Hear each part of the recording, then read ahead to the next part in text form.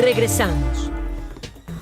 Regresamos con el caso de Edith de Guadalupe, esta chica de 21 años que fue asesinada en ese lugar de la alcaldía Benito Juárez, del que hemos hablado esta mañana ampliamente con la experta y la especialista, la doctora Elena Saola. Y le aprecio a la fiscal que haya aceptado pues incorporarse a la transmisión en vivo para darnos cuenta del estado de las cosas de este caso que ha atrapado la atención por obvias razones. Berta, alcalde Luján, gracias por estar aquí, fiscal, le aprecio su presencia. Hola, ¿qué tal, Carmen? Al contrario, muchas gracias por darnos este espacio para poder hablar de este terrible feminicidio. En este momento de la mañana, Berta, ¿cuál es el estado de las cosas? ¿Cómo sería el balance? ¿Cuál es el estado de las cosas en este momento de la mañana? Y ahora le pregunto. Bueno, pues primero queremos dejar claro cuánto lamentamos este terrible feminicidio. Reconocemos el dolor, ¿no?, seguramente indescriptible por el cual están pasando los familiares de Edith. Esta es una terrible tragedia que refleja la violencia que siguen sufriendo las mujeres, y también entendemos por qué ha causado tanta indignación pública, ¿no? Entendemos la frustración de la familia, ¿no? De la gente, y muy importante decir que en caso de la Fiscalía vamos a reconocer qué es lo que se hizo mal en este proceso, no vamos a minimizar de ninguna manera las posibles omisiones que hubieron en este caso, y es muy importante partir de esto. Empecemos por esto. ¿Qué reconoce que se hizo mal, fiscal? Pues mira, primero que nada decir que hay dos señalamientos muy claros por parte de la familia. Uno tiene que ver con los retrasos en la intervención, y esto definitivamente lo reconocemos. Volvamos a los tiempos, que esto es muy importante. Nosotros recibimos una denuncia de desaparición de Edith a la 1 de la mañana del 16 de abril, es decir, se presentan ellos en la madrugada entre el 15 y el 16 de abril. Nosotros recibimos información sobre el domicilio donde ella pudo haber estado. La familia entrega esa información a la institución alrededor de las 4:20 de la mañana. ¿Y cuál es la omisión? No acudimos de manera inmediata al domicilio para hacer la búsqueda correspondiente. Se ha dicho en medios, incluso creo que lo han dicho los familiares, que la familia puso de pretexto que tienen que pasar 72 horas. Y de ninguna manera. No tienen que pasar ni una hora. La familia no, la fiscalía, fiscal. Usted dijo que la familia puso, creo que usted dijo que la familia puso de pretexto. La fiscalía puso de pretexto. Sí, la fiscalía puso, la fiscalía no dijo en ningún momento que tenían que pasar 72 horas. O sea, aquí lo que quiero aclarar es que de nuestros, ¿perdón? No se dijo eso, la familia dice eso. Bueno, la familia entiendo que refirió eso no lo hemos logrado corroborar, que eso hayan dicho los funcionarios. Ni sí ni no. Lo importante es que no corresponde de ninguna manera con nuestros protocolos. No, eso es absolutamente cierto, pero a ver, aquí es un tema muy importante. En este momento de la mañana usted todavía no tiene la certeza de que lo que la familia dice sea cierto. Ellos dicen y afirman que se les dijo que tenía que pasar 72 horas. Y ahorita hablamos del dinero que se les pidió, pero por lo pronto eso afirma la familia. ¿Y usted dice que todavía no confirma eso?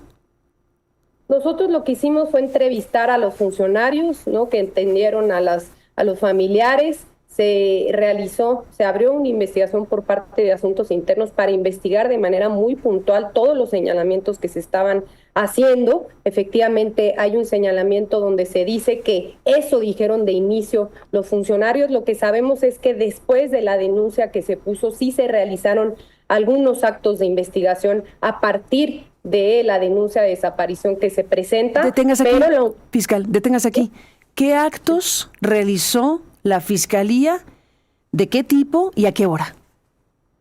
Así es, bueno, pues se realizan, entre otras cosas, la pega de fotoboletines, ¿no? Se manda un equipo a verificar el domicilio de donde sale Edith, se corrobora con la aplicación móvil, por ejemplo, de Didi en este caso. ¿A qué hora, fiscal? Ya sale en una motocicleta y que ella llega al domicilio. Es decir, malamente se realizaron actos de investigación para corroborar información que ya se tenía, que es un domicilio. ¿Y dónde está la omisión? En que debimos de haber ido a ese domicilio desde el primer momento. Ahí está la omisión por parte de los equipos, ¿no? Y es una omisión inaceptable. Entendemos la frustración de una familia que no debería de insistir a la autoridad para que podamos acudir ante elementos básicos y que no debe de desplegar una investigación burocrática con todos los actos de investigación que se suelen realizar, sino de manera muy concreta, además de los actos de investigación que se realicen, además de corroborar con la aplicación Didi qué motocicleta fue quien la llevó, que fueron parte de los actos que se realizaron, ¿no? Hacer la búsqueda de cámaras en C5, tanto del domicilio donde salió y después corroborar efectivamente por cámaras de C5 que ingresó al domicilio en cuya dirección ya se había dado.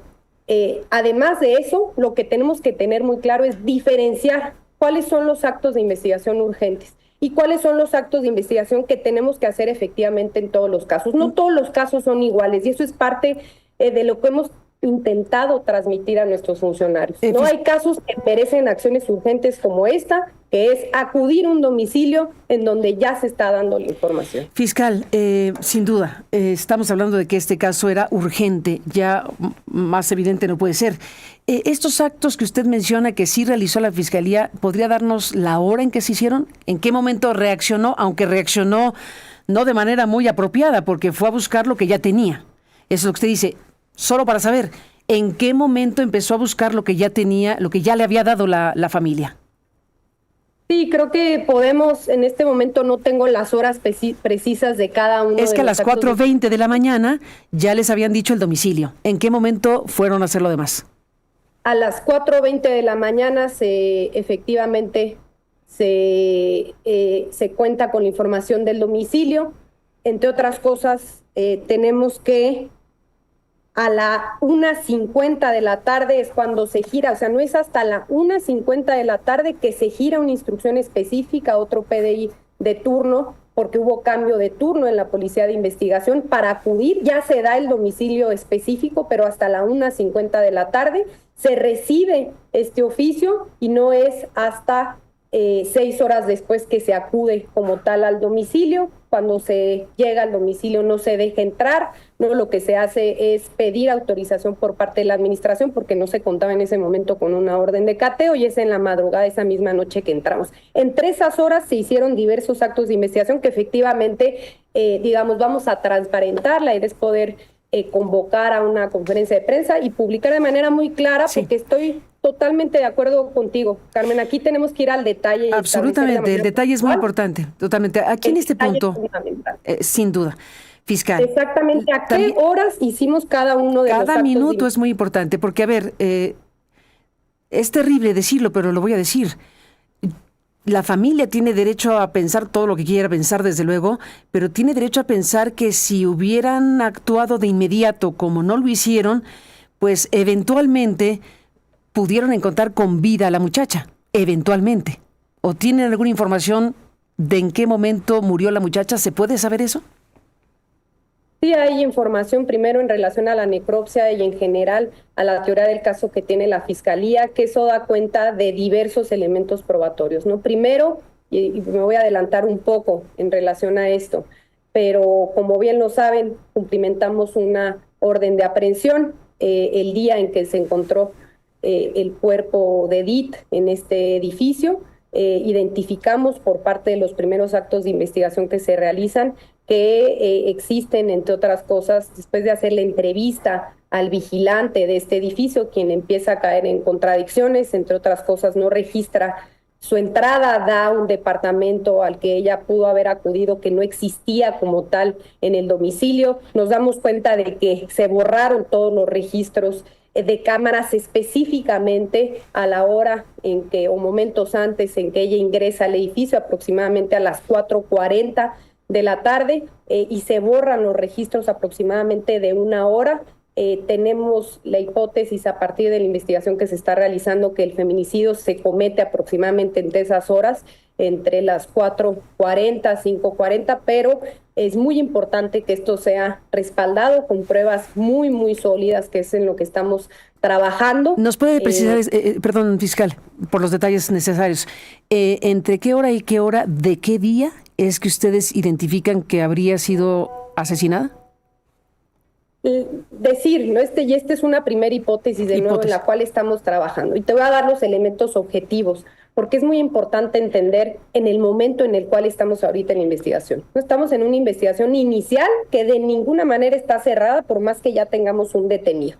Se están recabando todos los elementos probatorios para poder tener aún más elementos que nos permitan vencer la presunción de inocencia de este sujeto y ver y agotar otras líneas de investigación evidentes que tenemos que agotar. Eso no, poderlo mencionar al margen. Ahora, hay elementos muy importantes. Perdón que le interrumpa, fiscal, para no perderme en esta parte.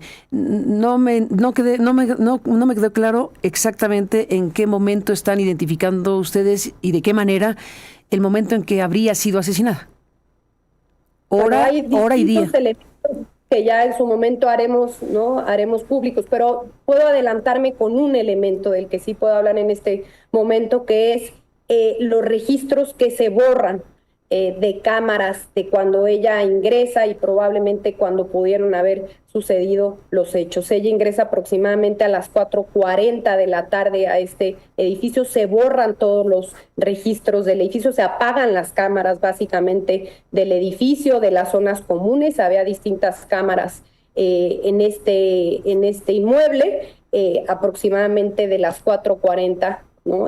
Una hora aproximadamente. No quiero dar datos tan concretos porque no quisiera después caer en contradicciones, información que va a ser evidentemente desahogada en audiencia, pero básicamente tenemos eso, se apagan las cámaras por parte del vigilante, esa es la hipótesis que tenemos en Fiscalía. ¿Se apaga toda una hora?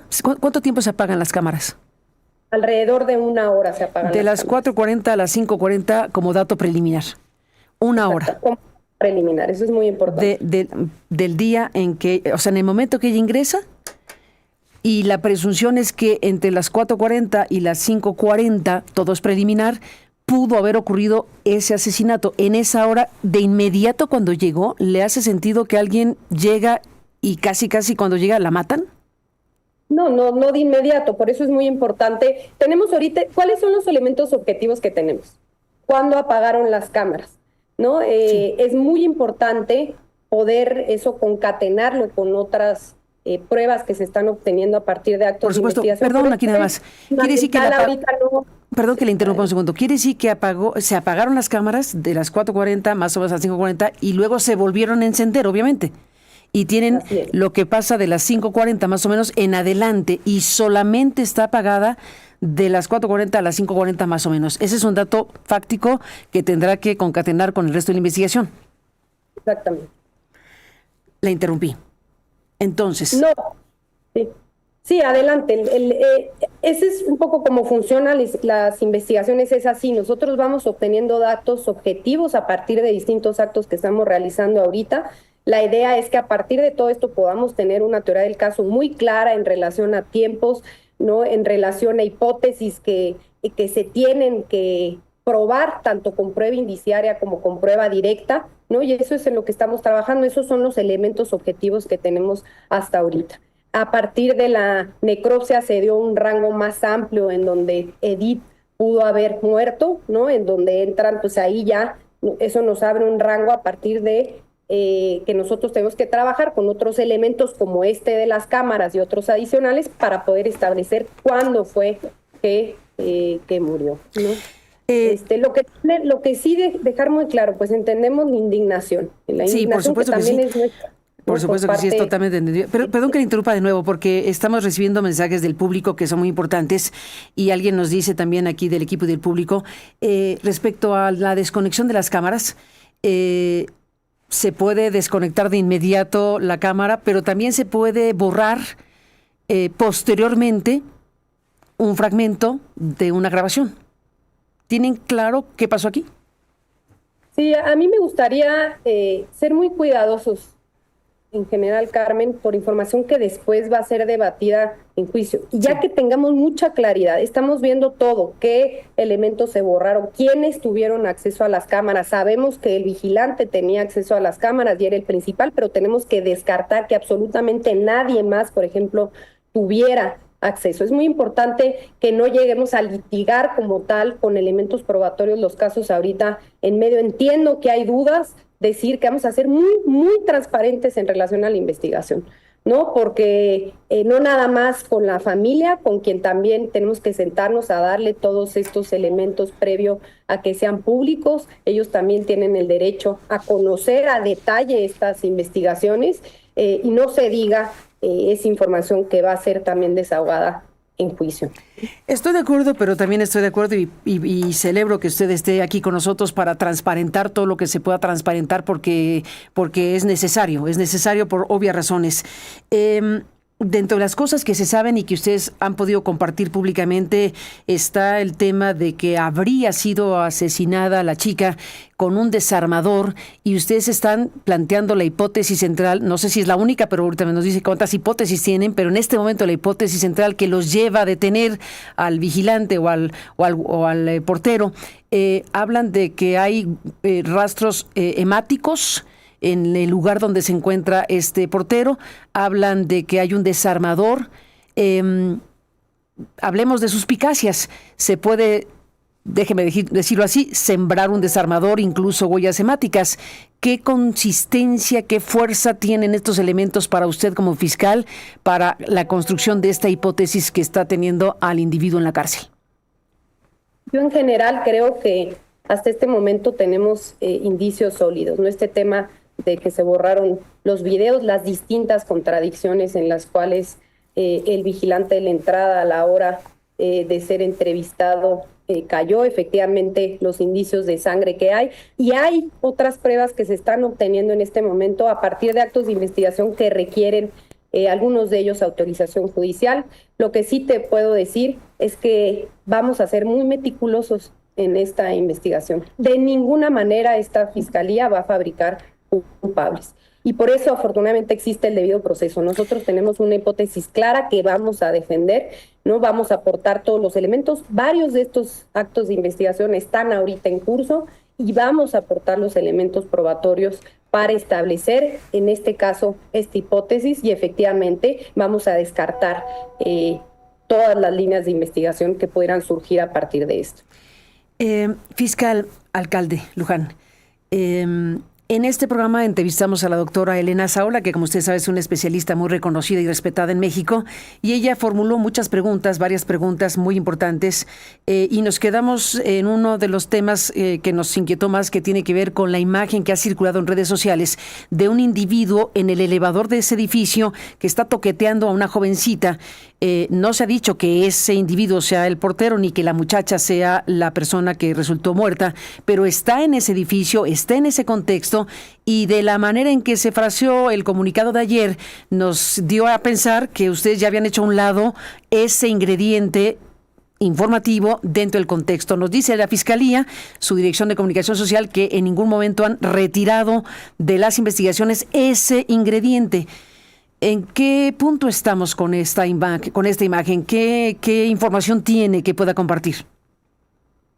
Nosotros no vamos a descartar ninguna línea de investigación y esta es una de ellas sin que tengamos elementos sólidos para poderla descartar, y efectivamente esta es una línea de investigación que estamos atendiendo de manera seria. Tenemos ya ubicado, tenemos nombre y apellido, tenemos ya ubicada a esta persona, a quien ahora adelanto está fuera de la Ciudad de México, se le está ubicando para ser entrevistada. Tenemos ya elementos que nos permiten establecer que él ingresa al edificio, ¿no? Hasta la noche de ese día. ¿Él vive ahí?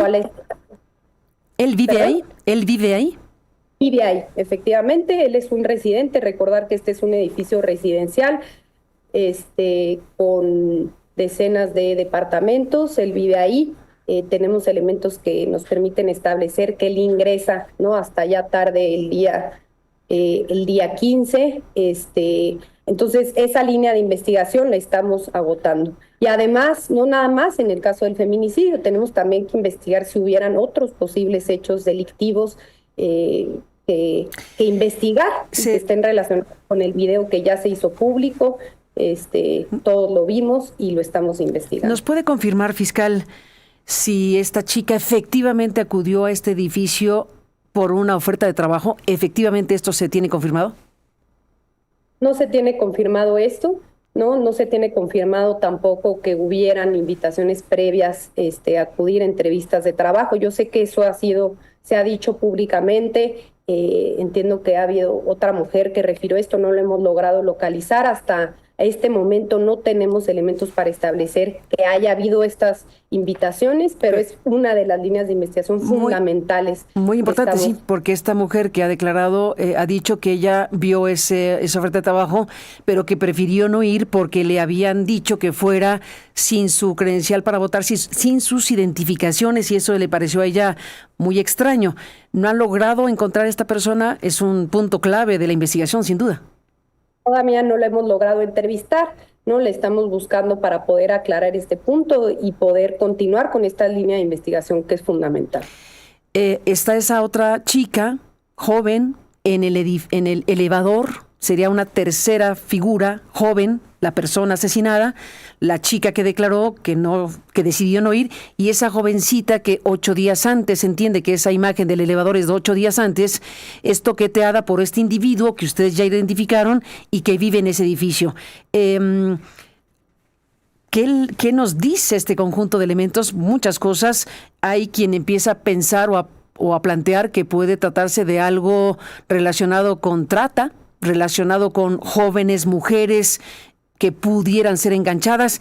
La información, la circunstancia fiscal, evidentemente nos conduce a pensar cosas como esta, ¿entenderá? Sí, no, entendemos totalmente, y es muy importante que nosotros podamos hacer investigaciones.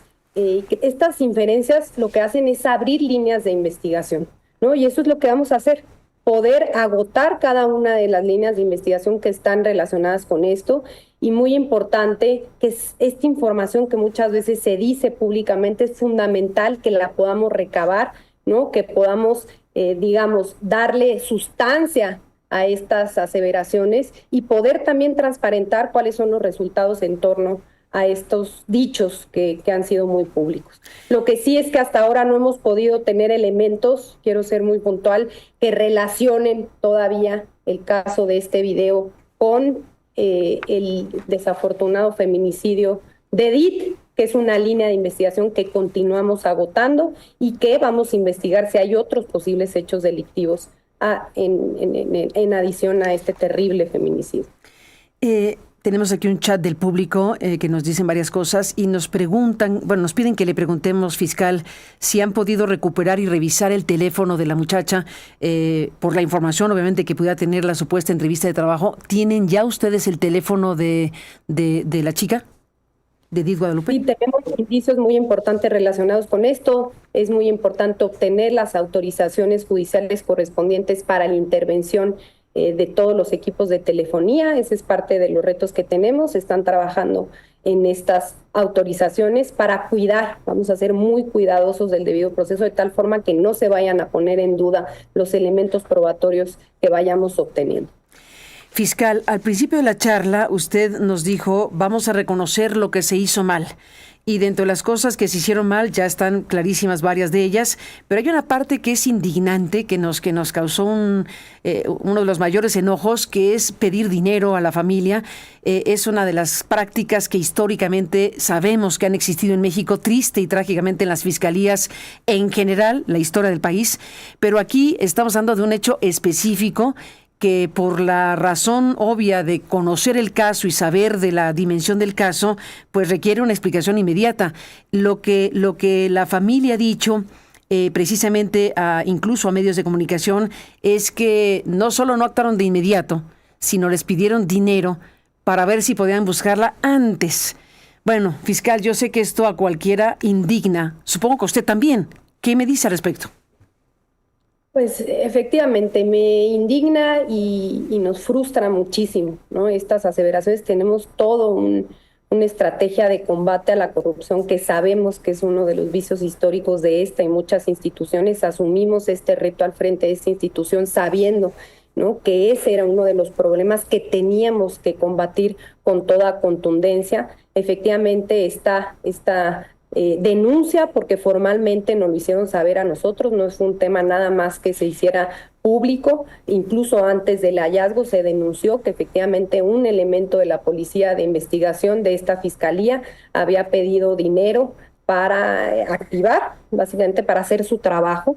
lo cual es indignante. Se está investigando este hecho con toda seriedad. ¿Qué sabemos? La familia nos dice que hubo conversación vía telefónica por parte de este elemento que cuando fue entrevistado niega que él haya solicitado el recurso, pero evidentemente no se descarta con esto. Hay, lo que sí sabemos, interacción vía telefónica entre las víctimas, los familiares de Edith y este elemento ya fue suspendido y estamos investigando con todo rigor este señalamiento de corrupción tan delicado.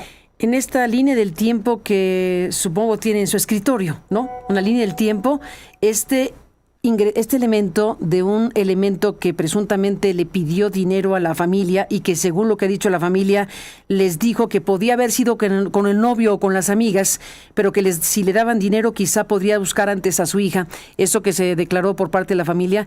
¿En qué momento fue esto? Porque usted me habla de que quien recibe la denuncia de la familia a las 4 de la mañana es un turno y luego entregan el turno a otra gestión, al siguiente grupo del Ministerio Público. ¿En qué momento es que le piden dinero a la familia? ¿En el turno 1 o en el turno 2? Bueno, la familia lo que denuncia es un hecho que no hemos podido corroborar, pero que está dicho muy claro por parte de los familiares, es que desde el primer momento en que hubo una conversación por parte de Policía de Investigación de manera presencial, él mencionó este tema del recurso, que él les dio su teléfono. Después sabemos, eso ya es con evidencia objetiva, el Policía de Investigación aportó los mensajes de texto que intercambiaron. Estamos trabajando para que también la familia nos pueda ayudar con estos elementos telefónicos que son fundamentales. Hay después una interacción con él en donde la familia exige que se actúe. El elemento de Policía de Investigación lo que les dice es: ya cambió de turno, yo le voy a pedir a mi compañero del turno que ahora intervenga él. Ya hay otro Policía de Investigación a cargo de la investigación. Y bueno, pues eso es básicamente lo que tenemos. Fiscal Berta Alcalde, está una parte sumamente grave, que es lo que plantean los familiares de la persona detenida, del portero que está detenido y que está, bueno, pues en esta circunstancia actualmente de prisión preventiva. Ellos dicen, desde luego, dicen que no es él y dicen que fue golpeado, que fue amenazado para declararse culpable. Ese hecho ocurrió así. ¿Qué nos dice al respecto de estos señalamientos públicos que ponen en cuestión esencialmente una parte sustantiva de lo que ustedes están planteando? De ninguna manera, Carmen. Quiero ser aquí sí muy contundente en relación a esto, ¿no? Este sujeto efectivamente fue entrevistado de inicio y aquí lo mencioné por parte de la Fiscalía, porque pues él era el vigilante, nos iba a dar información muy importante en relación a los hechos. De ninguna manera fue golpeado, ¿no? Ni amenazado, ni mucho menos. Recordar que al final a esta persona se le detiene por una orden de aprehensión que es autorizada por un juez posterior a que se realizó esta entrevista, y vamos a ser muy cuidadosos del debido proceso. ¿Niega que haya sido golpeado? ¿Niega que haya sido torturado? ¿Usted lo puede afirmar como fiscal? Si hay una denuncia en relación a esto, claro que se va a investigar, ¿no? Es muy importante poder establecer esto. Y yo, por la información con la cual cuento, me parece que no hay ningún elemento que nos permite establecer que esta persona fue golpeada, pero si hay una denuncia al respecto, por supuesto que también se investigaría. ¿Tiene en este momento, fiscal, alguna idea de si este individuo fue quien asesinó a la chica, si el portero, supongamos, sin conceder, fue quien asesinó a la muchacha? ¿Cuál hubiera sido el móvil? ¿Cuál hubiera sido la razón? ¿Cuál hubiera sido la circunstancia por la cual el portero habría decidido hacer algo tan brutal como esto? Creo que es muy importante que no nos adelantemos en relación a los móviles, ¿no? Esto es justamente lo que estamos investigando, y siempre los móviles son al final los elementos más complejos de poder acreditar, porque básicamente se realizan con prueba indiciaria. Hoy en día la confesión no existe y o digamos, tendría que tener elementos muy concretos. No tiene ninguna validez a su juicio, una confesión. Entonces sí es muy importante establecer que los móviles generalmente se dan con prueba indiciaria, y eso es lo que estamos construyendo como parte de esta teoría del caso. Hoy en día tenemos elementos sólidos para poder hacer esta imputación y poder decir esta persona es probable que haya cometido este feminicidio, ¿no? Y el móvil va a ser un elemento fundamental sobre este tema, que con mucho gusto vamos a transparentar una vez que tengamos los elementos que nos permitan concatenar ya un caso muy claro con un móvil posible. Dígame una cosa, fiscal, la mecánica de los hechos es fundamental. Si se da, si se puede comprobar o no, lo sabremos, pero por lo pronto se está planteando que la chica fue asesinada en la caseta de seguridad, dentro de la caseta de seguridad.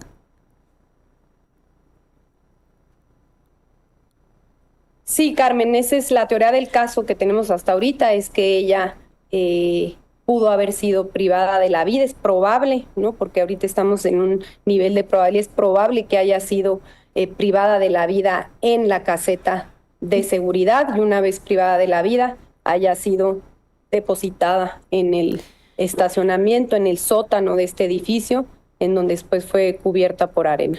En la mecánica de los hechos, para llevar un cuerpo que perdió la vida en la caseta a un sótano, tiene que bajar escaleras, tiene que recorrer el cuerpo, tiene que pasar muchas cosas para llegar al lugar donde encontraron el cuerpo, ¿cierto? Cierto, Carmen, y este es justamente uno de los elementos que se está investigando con puntualidad, ¿no? Para poder también establecer una mecánica de hechos, se tienen que concatenar todas las pruebas que se van obteniendo.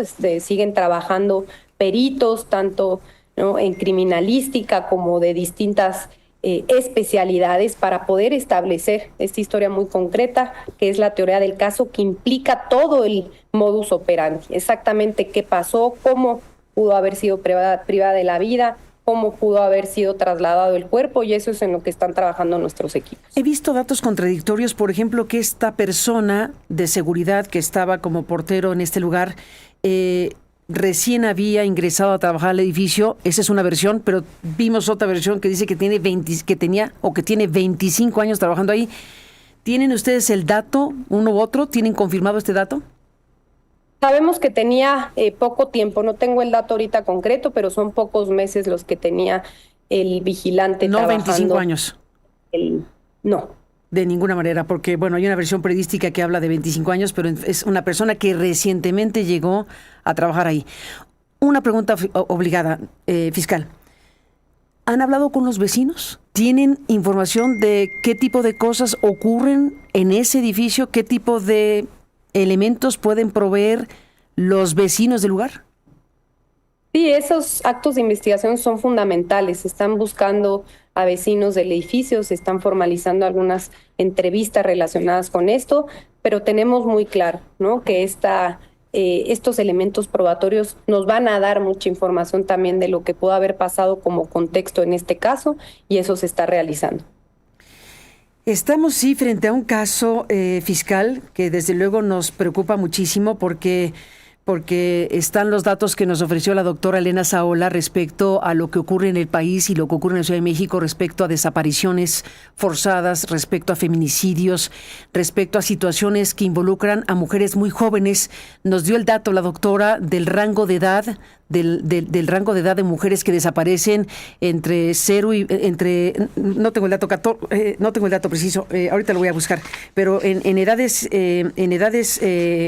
tempranas de la vida, hasta 20 y pico de años, ese rango de edad de jóvenes que desaparecen en la capital del país. Por eso este caso, el caso per se, por la muchacha, por la chica, por la familia, por la víctima, ya con eso es suficiente. Pero además, por un contexto que vivimos desde hace varios años en la Ciudad de México. ¿Qué me diría al respecto lo que representa el caso de Edith Guadalupe? Se desconectó su micrófono, fiscal. Ahí, no sé si ahí me escucha. Sí.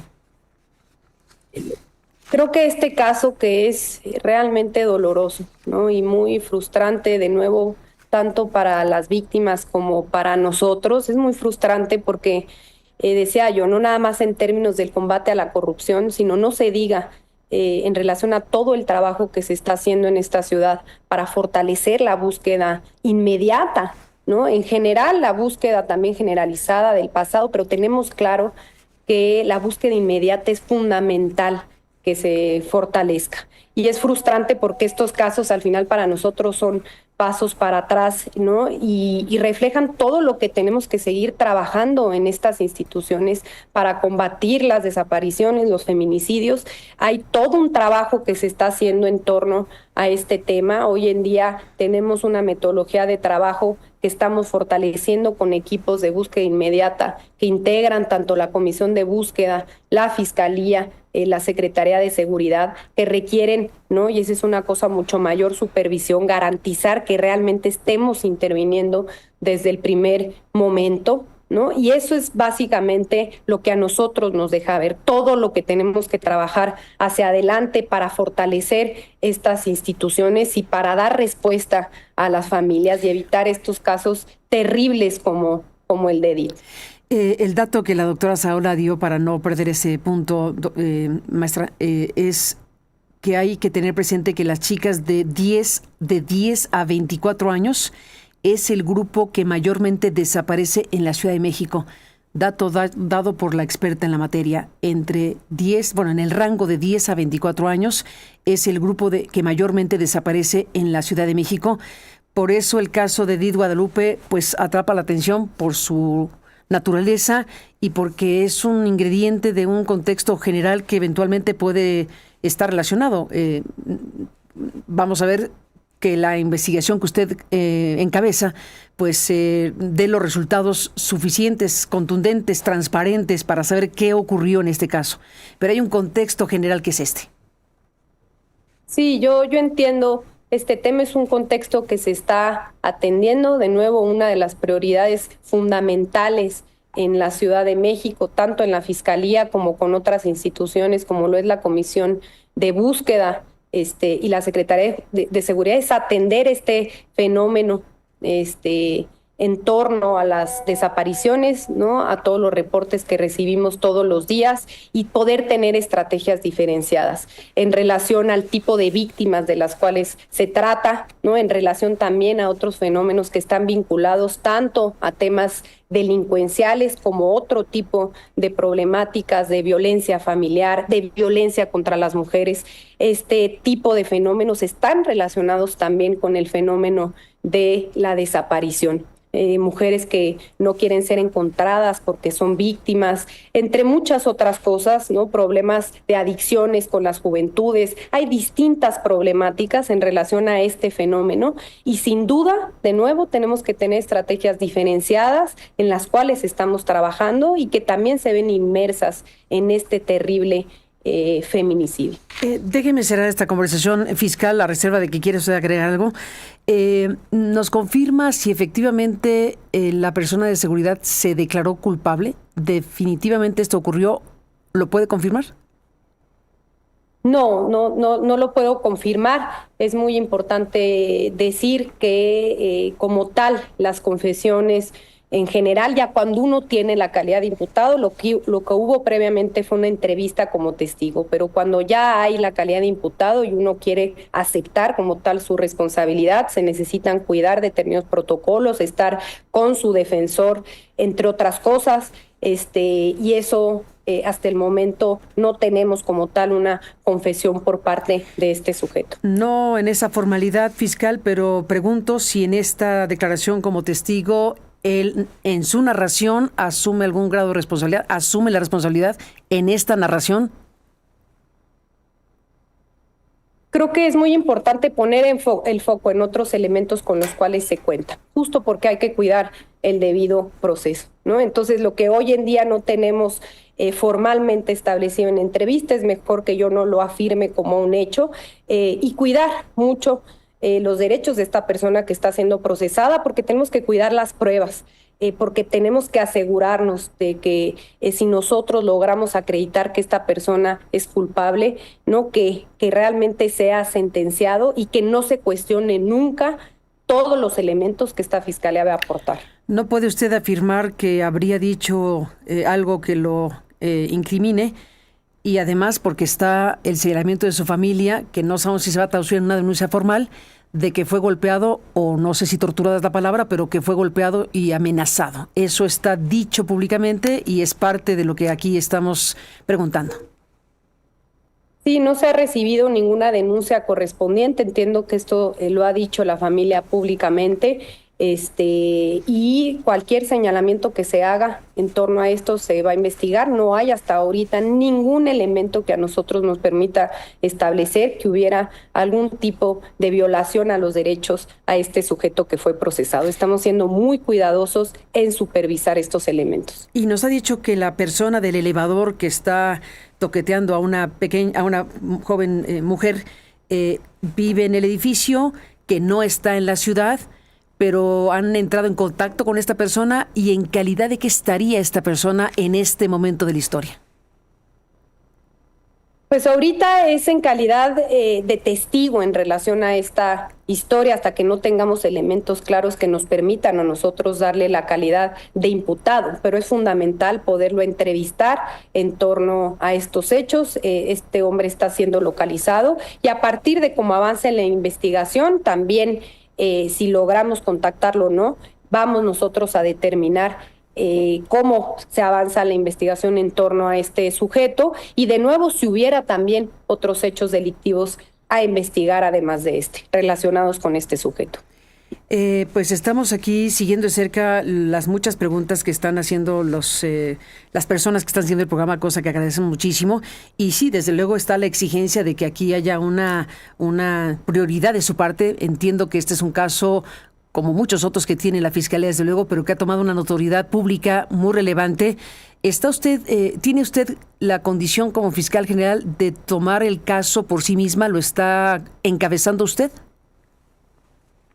Lo estoy encabezando con el equipo de trabajo. Tenemos un equipo de policía de investigación que está investigando de manera muy puntual el caso, un equipo de peritos, ¿no? Y un equipo que está supervisando de manera precisa, pero efectivamente yo voy a estar supervisando de manera personal el desarrollo de esta investigación y de este litigio relacionado con el feminicidio. Y decir que es muy importante, tú preguntabas, Carmen, pues también sobre los aprendizajes que esto nos lleva, ¿no? Y yo cerraría, y eso es lo que hemos tratado de transmitir a nuestro personal y es parte del trabajo de sensibilización que tenemos que seguir haciendo. No podemos permitir que las familias tengan que insistirnos para que las autoridades reaccionen. No, nosotros tenemos la obligación, ¿no? Y por eso nos frustra, nos indigna también a nosotros de en el momento en que se acerquen con nosotros, tenemos que intervenir. No debe de haber insistencia por parte de las familias. Tienen que ir a este domicilio, tienen que ir, ¿no? Tenemos que realmente asumir en todos los casos en donde hay una no localización, un reporte de desaparición, que el caso pudiera ser criminal y hay que hacer una investigación, ¿no? Como si lo fuera desde un inicio. Tenemos esa obligación y vamos a seguir trabajando de manera muy puntual para lograr tener mejores funcionarios públicos, ¿no? Es un reto de enormes magnitudes. Estas instituciones tienen vicios de mucho tiempo atrás que se han ido atendiendo con los años, pero que esto da cuenta del enorme reto que seguimos teniendo por delante. Tenemos que trabajar con las familias para construir esto, ¿no? Y tenemos que identificar muy bien qué está en los protocolos, qué es cuestión de protocolos, qué es cuestión de normas y qué es cuestión de capacidades y de irregularidades que hacen en relación a nuestro recurso humano y eso lo vamos a atender de manera muy puntual. Le aprecio mucho, fiscal Berta Alcalde, que nos tome que podamos hablar con usted de manera directa y no puedo no preguntarle de lo que nos están enviando, que es mucho. Desde luego este caso ha atrapado la atención, pero hay otros casos. Déjeme mencionarle dos mensajes que nos envían. Uno de ellos que tiene que ver con personas que se están manifestando ahora mismo en el eje central. Seguramente tiene noticia de esto, se lo pregunto. En este momento, familiares de Karen Mariel. víctima de feminicidio, bloquean ambos sentidos del eje central y la avenida Izazaga en el centro de la Ciudad de México para exigir justicia por el fallecimiento de Karel Mariel Juárez. Estamos aquí con estas imágenes de lo que está ocurriendo en estos momentos de la mañana de este día lunes. Sus familiares piden que el delito sea reclasificado por feminicidio y no homicidio culposo. ¿Tiene, fiscal, información de este caso y podría decir algo al respecto, sobre todo atendiendo a las personas que han decidido salir a la calle esta mañana de lunes? Me gustaría tener primero todos los elementos para poder hablar de este caso. No los tengo todos, se va a supervisar. Efectivamente nos dieron el reporte de que había esta manifestación. Ya tenemos una mesa de trabajo para ver en qué va el caso específicamente y cómo podemos darle mayor atención y sobre todo escuchar las exigencias de las víctimas. Y un caso que nos piden, le preguntemos, fiscal, y desde luego lo hacemos porque es un caso, bueno, todos los casos son importantísimos, no podemos decir este es más importante que este, no hay manera de decirlo. Todas las víctimas y todas las personas tienen derecho directísimo a tener una respuesta. Aquí nos comentan que la desaparición forzada de Eric Omar, tal vez recuerda este caso, debería tenerlo en el registro. Eric Omar, que salió a pasear a su perrito, que lo detuvieron y asesinaron y abandonaron policías capitalinos, y que no se volvió a tener mayor información a los familiares, y los familiares en enero denunciaron irregularidades de la Fiscalía. Es un caso que se tuvo conocimiento en el arranque del año y bueno, hasta el momento no tenemos con claridad qué pasó con esta historia de esta persona que salió a pasear al perrito, lo detuvieron, lo asesinaron y lo abandonaron presuntamente policías capitalinos. ¿Tendría algo que decir, fiscal, de este caso que nos piden las personas del público que le preguntemos? Sí, en este caso ya tenemos detenidos específicamente por ese caso. Con mucho gusto podemos dar los detalles más adelante, ¿no? Ya que cuente con todos los elementos para poderlos dar públicamente, pero es un caso efectivamente que se atendió, en donde ya hay detenidos y que se está todavía investigando. ¿Tiene el dato de si los detenidos son policías capitalinos? Sí. Me gustaría nada más corroborar que estamos hablando efectivamente del mismo caso, entonces déjame por favor corroborar toda la información, sí. Pero sí, estamos hablando del mismo caso, sí, hay detenidos que son policías capitalinos y con mucho gusto confirmamos toda esta información. Pues yo le aprecio mucho, fiscal, que podamos hablar ampliamente de estos casos y del caso del que empezamos a hablar en un primer momento, que es el caso de esta joven de 21 años. ¿Cómo cerraría esta conversación? Déjenos aquí un mensaje. Déjele usted un mensaje a la familia de la chica.